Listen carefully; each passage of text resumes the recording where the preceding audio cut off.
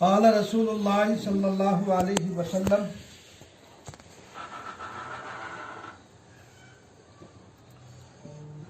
اعوذ باللہ من الشیطان الرجیم بسم اللہ الرحمن الرحیم کل نفس ذائقۃ الموت وقال رسول اللہ صلی اللہ علیہ وسلم موتوا قبل ان تموتوا او کما قال علیہ الصلاۃ والسلام۔ میری ماں اور بہنوں، میں نے مختصر خطبے کے بعد قرآن کریم کی آیت کا ایک ٹکڑا اور ایک روایت آپ کے سامنے پڑھی ہے۔ اللہ تبارک و تعالیٰ نے قرآن مجید میں ارشاد فرمایا کہ ہر نفس کو موت کا ذائقہ چکھنا ہے۔ آدم علیہ الصلاۃ والسلام سے لے کر اور قیامت تک جتنے بھی انسان اس دنیا میں تشریف لائیں گے، تمام پر موت طاری ہونی ہے۔ یعنی اس عالم کا حال یہ ہے کہ لوگوں نے اللہ تبارک و تعالیٰ کا انکار کر دیا، انبیاء علیہ الصلاۃ والسلام کا انکار کیا، لیکن بڑا سے بڑا دہریہ اس بات کا انکار آج تک نہ کر سکا کہ موت نہیں آئے گی۔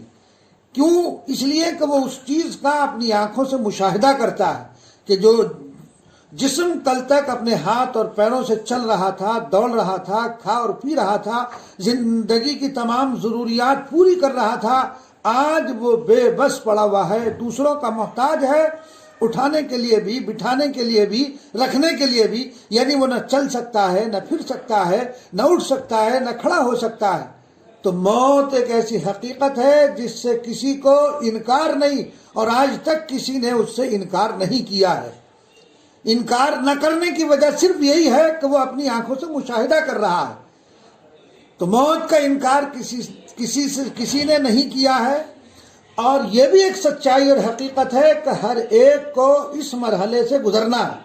حتیٰ کہ انبیاء علیہ الصلاۃ والسلام کی جو ذات گرامی ہے، جو دنیا میں سب سے زیادہ بافیض کسی کی شخصیت ہو سکتی ہے تو وہ انبیاء علیہ الصلاۃ والسلام کی ذات گرامی ہے، لیکن انبیاء علیہ الصلاۃ والسلام بھی اس روئے زمین پر باقی نہ رہے۔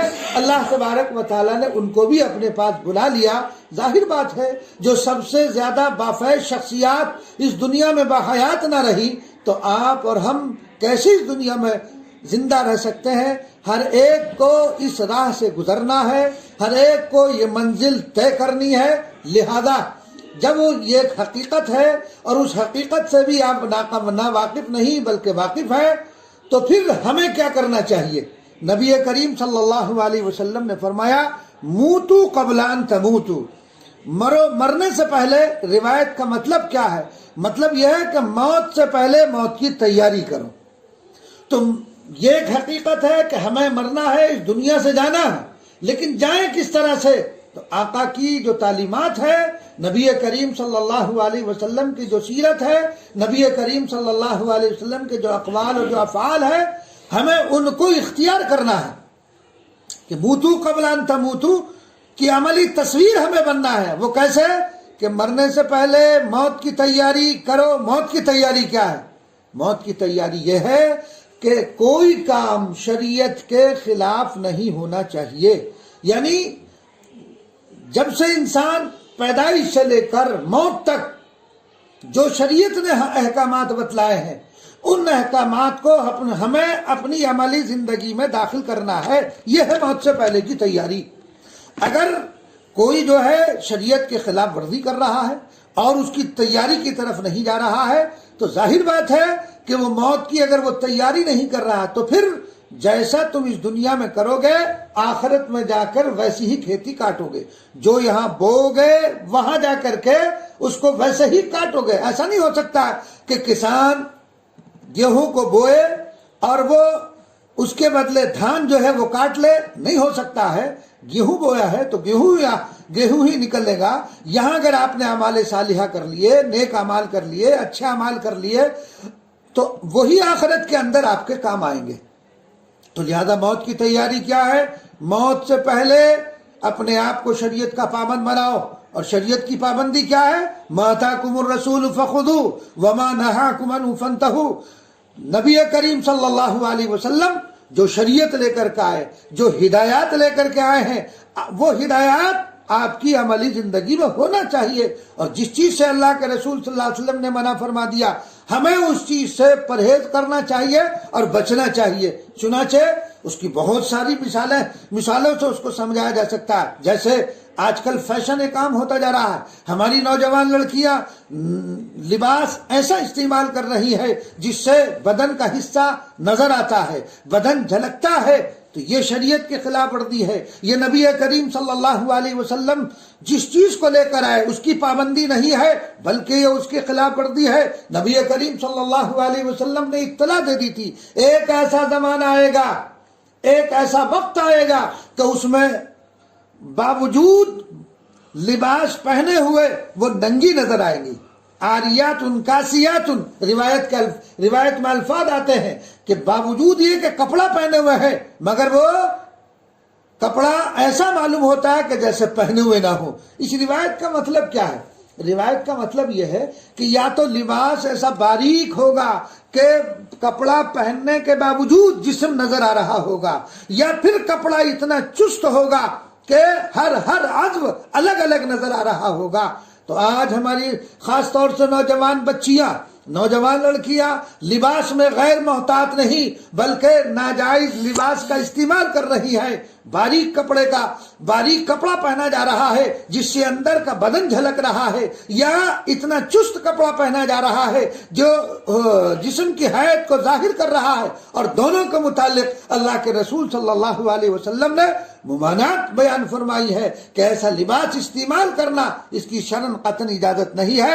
یا اسی طرح ایک تو لباس استعمال کیا، باریک استعمال کیا جا رہا ہے یا چست استعمال کیا جا رہا ہے، اور اس کے ساتھ ساتھ ایسا لباس استعمال کیا جا رہا ہے مطلب اسکٹ ہے، پنڈلیاں نظر آ رہی ہے، بازو کھلے ہوئے ہیں اور بال کھلے ہوئے ہیں، چہرہ بالکل کھلا ہوا ہے، بے محابہ بالکل اسی طرح آنا اور جانا ہے.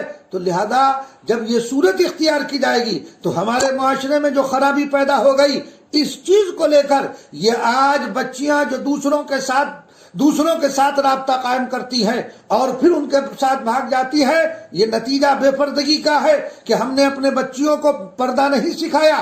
اگر پردہ ہم سکھاتے اور ان کو پردے کے اندر رکھتے اور پردے سے متعلق جو رسول اللہ صلی اللہ علیہ وسلم کی ہدایات ہے اگر ہم اس پر عمل کرتے تو پھر یہ نوبت یہاں تک نہیں پہنچتی. ہم نے عورتوں کو گھر سے باہر نکال دیا اور اس پر خوش ہے. یہ کہا جاتا ہے کہ اپ ٹو ڈیٹ طبقہ ہے، یہ صاحب تعلیم یافتہ طبقہ ہے، گھر سے شریعت کا جنازہ نکل گیا ہے، گھر میں رسومات داخل ہو گئی ہیں، اس طرح کی بے حیائی کے کام گھروں کے اندر کیے جا رہے ہیں.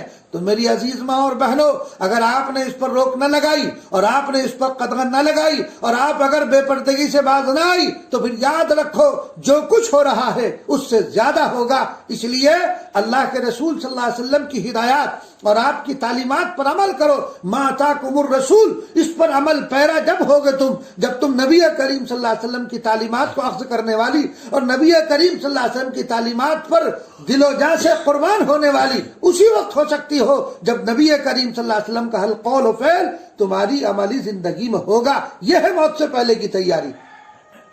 تو اس لیے لباس اور بال بھی عجیب کٹنگ کے آج کل آ رہے ہیں. حالانکہ عورتوں کے لیے حکم یہ ہے کہ عورتوں کے لیے بالوں کا کٹانا جائز نہیں ہے، جس طرح مرد کے لیے حکم ہے کہ مرد جو ہے وہ داڑھی کے بال اس کے لیے جائز نہیں ہے کہ وہ کٹائے، ایسے ہی عورتوں کے لیے بھی حکم یہی ہے کہ وہ بال نہ بنوائے. دیکھو فرشتوں کی ایک جماعت ہے مستقل، ان کی تصویر یہی ہے کہ وہ روزانہ ہر وقت ان کی تصویر ہے. پاک ہے وہ ذات جس نے مردوں کو داڑھیوں سے مزین کیا اور عورتوں کو مینڈیوں سے مزین کیا ہے. یعنی فرشتوں کی دعا ان کے لیے ہے کہ جن کے داڑیاں ہیں اور جن کے بال پورے ہیں. تو اس لیے میری عزیز ماں اور بہنوں، بال مت کاٹو. یہ بال کا کاٹنا تمہارے لیے دنیا میں بھی اور آخرت کے اندر بھی عذاب کا باعث ہو سکتا ہے. بال کو کھلا رکھنا گھر میں بھی درست نہیں ہے، گھر میں بھی کپڑا سر پر ہونا چاہیے. اور یہ بے پردگی کا نتیجہ ہے جو آج ہمارے معاشرے میں پھیلا ہوا ہے. دوسرے پردے کے سلسلے میں عوام ہو، خواص ہو، ان کے ہاں سے بھی پردہ ختم ہو گیا، اہل علم کے ہاں سے بھی پردہ ختم ہوتا جا رہا ہے. آج ہمارے معاشرے میں دیور سے پردہ نہیں کیا جاتا ہے، जेठ से पर्दा नहीं किया जाता, कहते हैं ये तो अपने घर के हैं, अपने भाई हैं, कोई हरज की बात नहीं है। हालांकि हदीस शरीफ के अंदर आता है, अल्लाह के रसूल सल्लल्लाहु अलैहि वसल्लम ने इरशाद फरमाया, अल-हम्म वल-मौत। हम जो है का तर्जुमा देवर का भी किया गया है, जेठ का भी किया गया है। तो जो देवर होता है वो ऐसा जैसे मौत की तरह जब इंतकाल हो जाता है, तो इंतकाल होने के बाद औरत जब इद्दत में बैठती है तो मसला पूछा जाता है किस किस से पर्दा है।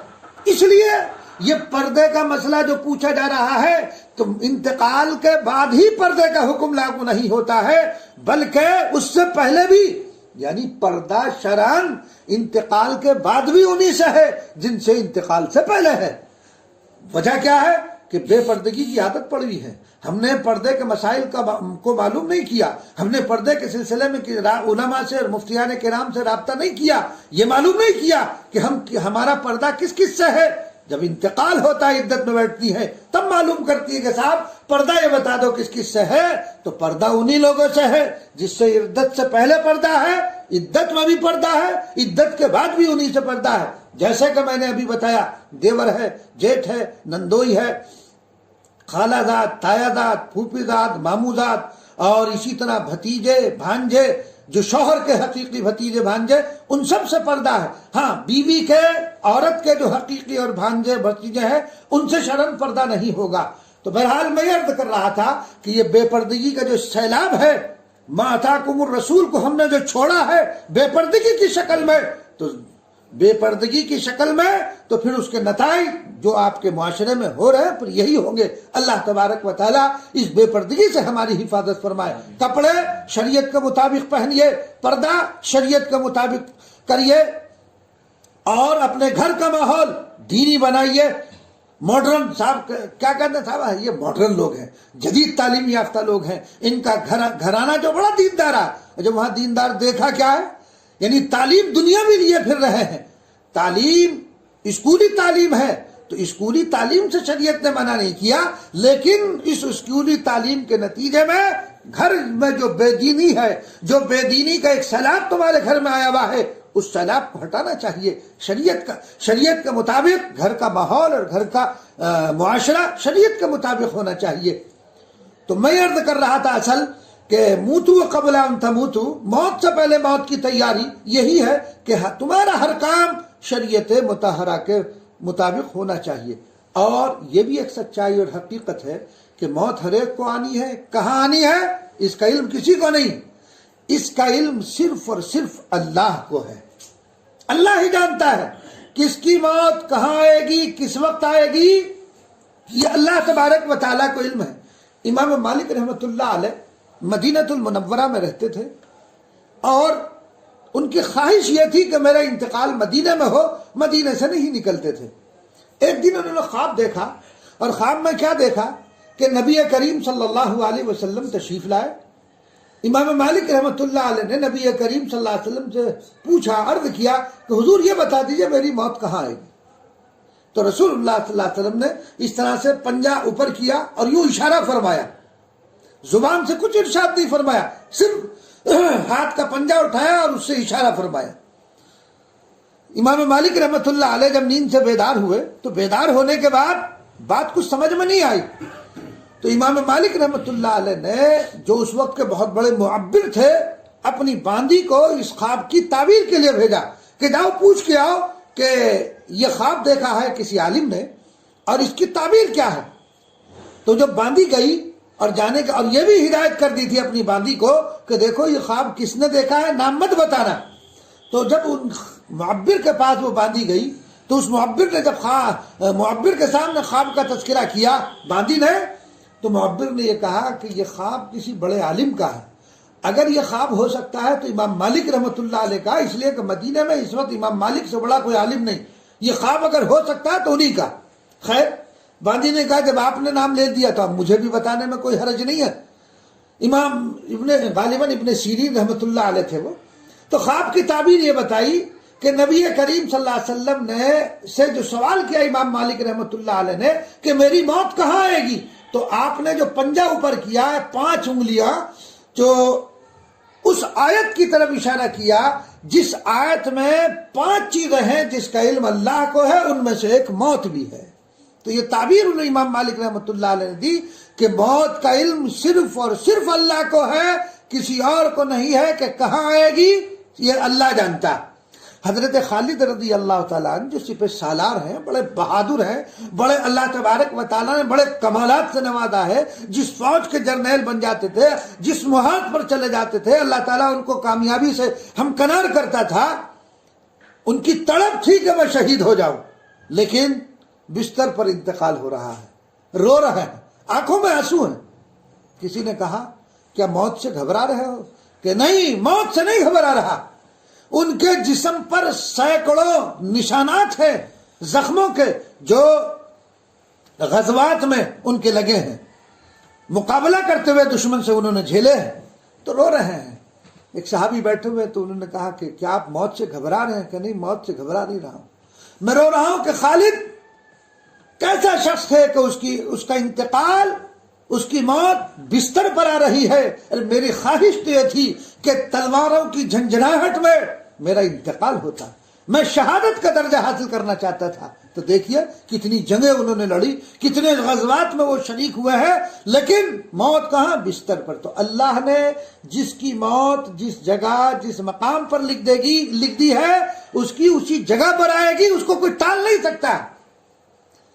انسان رہنے والا یہاں کا سوڈان گئے اور وہاں جانے کے بعد انتقال ہو گیا، تو ظاہر بات ہے، دیکھیے انسان کے وہم و گمان میں بھی کوئی چیز نہیں ہوتی ہے کہ میرا انتقال وہاں ہو جائے گا۔ اللہ تبارک و تعالیٰ جس کا انتقال جس جگہ ہونا ہے اس کے لیے ویسے ہی اسباب فراہم کر دیتا ہے، اور وہ انسان وہاں تک پہنچ جاتا ہے۔ تو یہ بات بھی کہ موت کب آئے گی، کس جگہ آئے گی، اس کا علم بھی صرف اور صرف خدا کو ہے، اللہ ہی اس کو جانتا ہے۔ دیکھو یہ میں نے ابھی بتلایا کہ موت کا آنا یقینی ہے، ہر ایک کو موت آئے گی، لیکن موت سے پہلے تیاری وہ بھی بتا دیا گیا کہ شریعت کی اتباع، اور شریعت کی اتباع کے ساتھ ساتھ دیکھو موت جو ہے نا، انسان گھبراتا ہے، موت جو ہے وہ مومن کے لیے تحفہ ہے، الموت تحفۃ المومن، حدیث میں قرار دیا گیا کہ موت جو ہے مومن کے لیے تحفہ ہے۔ اب آپ یہ سوچیں گے کہ موت مومن کے لیے تحفہ کیسے ہے؟ موت مومن کے لیے تحفہ ہے، کیسے؟ اس طرح دیکھو، یہ ہمارا عقیدہ ہے کہ ہر مومن کو جنت میں جانا ہے، اللہ کا دیدار ہونا ہے، تو موت نہیں آئے گی اللہ کا دیدار کیسے ہوگا؟ موت نہ آئے گی تو جنت میں کیسے داخل ہوں گے؟ گویا کہ موت یہ بیچ میں رکاوٹ ہے اللہ کے دیدار سے، کہ جب تک موت نہیں آئے گی اللہ کا دیدار نہیں ہوگا، جب تک موت نہیں آئے گی جنت بھی نہیں ملے گا۔ تو ظاہر بات ہے کہ اللہ کا دیدار اس سے بڑھ کر کیا نعمت ہو سکتی ہے؟ تو موت ہوئی تحفہ، کہ موت جو ہے وہ مومن کے لیے تحفہ ہے۔ مولانا شاہ وسیع اللہ الہ آبادی رحمۃ اللہ علیہ، جو حضرت تھانوی رحمۃ اللہ علیہ کے اجل خلفاء میں سے حج کے لیے تشریف لے جا رہے ہیں، سارے گھر والے اس وقت ساتھ ہیں، تو خوش ہیں سارے گھر والے کہ ہم تو حضرت کے ساتھ جا رہے ہیں، حضرت ہم کے ساتھ ہمارا حج اچھا ہوگا۔ حضرت نے فرمایا کبھی دیکھا کیا، ابھی آگے چل کر دیکھو کیا ہوتا ہے۔ چنانچہ بیچ دریا میں جب جہاد پہنچتا ہے، حضرت کی طبیعت بگڑ جاتی ہے، طبیعت اتنی بگڑی، ڈاکٹر تھا، اس ڈاکٹر کو جلدی سے بلایا گیا، اور ڈاکٹر کو بلانے کے بعد حضرت نے اس ڈاکٹر کو جھڑک دیا، فرمایا حضرت نے کہ میرا جی چاہ رہا ہے اللہ سے ملاقات کا، تو بیچ میں حائل بننا۔ یہ ہے مومن کا شوق، ذوق، وہی اللہ تبارک و تعالیٰ کے دیدار سے جو لذت اور جنت کی جو نعمتیں ملے گی وہ موت کے بعد ہی تو ملے گی۔ تو موت تحفہ ہوا، تو حضرت کا انتقال ہو گیا۔ انتقال ہونے کے بعد تدفین نہیں ہوئی حضرت کو، حضرت کا انتقال ہو گیا، حالانکہ مکہ المکرمہ میں وائرلیس جو سسٹم ہوگا اطلاع کر دی گئی، وہاں آپ کے لیے قبر بھی تیار ہو گئی، لیکن جہاد کے اصول کے مطابق کچھ کتنے گھنٹے روک سکتے تھے اتنا روکا، لیکن وہ وقت مقدر نہیں تھا کہ آپ کی تدفین ہو۔ آپ کو تابوت میں بند کیا اور دریا میں ڈال دیا گیا۔ تو حضرت ایک شعر پڑھا کرتے تھے، حضرت سے لوگ کہتے تھے کہ ہم آپ کی قبر پر پھول چڑھائیں گے، ہم آپ کو جو ہے اس طرح سے یہ کریں گے۔ ہوتا ہی ہے، ہر ایک کو جو محبت ہوتی ہے، جس سے عشق ہوتا ہے، وہ کہتا ہے۔ تو حضرت ایک شعر پڑھا کرتے تھے، پھول کیا ڈالو گے تربت پر میری، خاک بھی تم سے نہ ڈالی جائے گی۔ اب ایسا ہی ہوا کہ خاک بھی کسی نے نہیں ڈالی، پھول کیا ڈالتے، اس لیے کہ ان کی تطفی تھی، ان کو دریا میں ڈال دیا گیا۔ تو بہرحال دیکھیے اللہ تبارک و تعالیٰ کی لقاء اور خداوند قدوس کی محبت کا ایسا جذبہ کہ ڈاکٹر کو بھی ڈانٹ دیا کہ ہٹ جاؤ، میرا جی چاہ رہا ہے اللہ سے ملاقات کا اور تم اس میں حائل بن رہے ہو۔ تو موت در حقیقت تحفہ ہے مومن کے لیے۔ پھر آپ کہیں گے کہ رنج کیوں ہوتا ہے، یہ غم کیوں کرتے ہیں جب تحفہ ہے؟ تو اس کی وجہ یہ ہے کہ دیکھو وہ تحفہ، موت تو تحفہ ہے، لیکن آپ سے کوئی تحفے کو چھین لے، آپ سے کوئی تحفے کو لے لے تو آپ کو تکلیف ہوگی نہیں ہوگی؟ تو وہ جو غم ہوتا ہے وہ اس جدائی پر ہو رہا ہے کہ 60 سال تک ایک ساتھ زندگی گزاری، 60 سال تک ایک گھر میں رہے، بڑے پیار اور محبت سے رہے، اور وہ آج ہم سے جدا ہو گئے۔ تو یہ جو غم ہے یہ جدائی پر ہے، یہ غم جو ہے وہ ہم سے رخصت ہو گئے، اب کبھی ہم سے ہمارے پاس واپس آنے والے نہیں۔ وہ غم اور افسوس وہ اس جدائی پر ہے، ورنہ جنت میں سب جا کر ملاقات کریں گے تمام رشتہ دار۔ جیسے یہاں بیٹھتے ہیں نا، یہاں ہم بیٹھے ہیں اٹھتے ہیں، ایسے ہی وہاں بھی میٹنگ ہوا کرے گی، وہاں بھی مجلسیں لگا کریں گی، جایا کریں گے لوگ، ایک دوسرے سے ملاقات کریں گے، گھر والے بھی ملاقات کریں گے، باپ بیٹے جو متعلقین ہوں گے وہ سب۔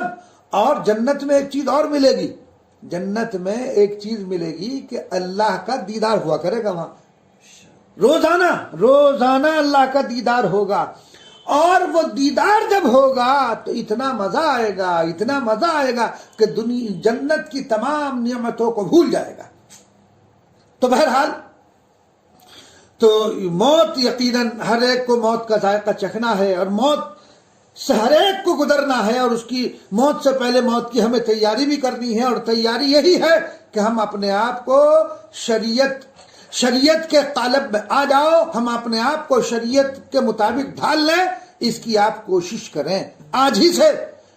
میں نے مثال کے طور پر ایک ہی چیز ذکر کی ہے پردے سے متعلق، اور بھی بہت ساری چیزیں، اس کے لیے لمبا وقت درکار ہے، دوسری مشغولیات بھی ہے، لیکن اتنی باتیں جو آپ حضرات کے سامنے اس وقت ذکر کی گئی ہیں، آج سے ہر بچی، گھر کی ہر بڑی یہ عہد کرے کہ ہمیں پردہ کرنا ہے، بچیوں کو پردہ کرانا ہے، بچیوں کو جو ہے، ٹھیک ہے آپ